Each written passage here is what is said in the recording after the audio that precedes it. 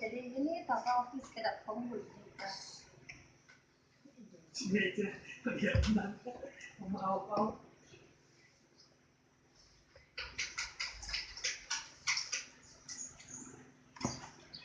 Musimnya macam ni, kamu dapat nanti.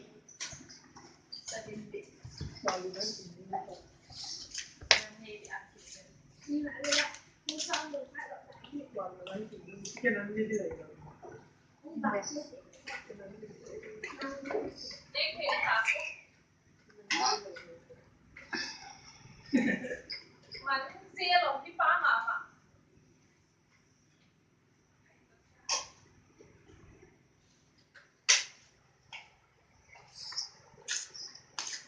Why?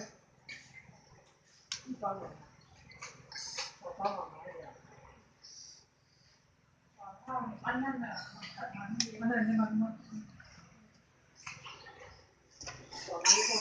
Macam tak pakai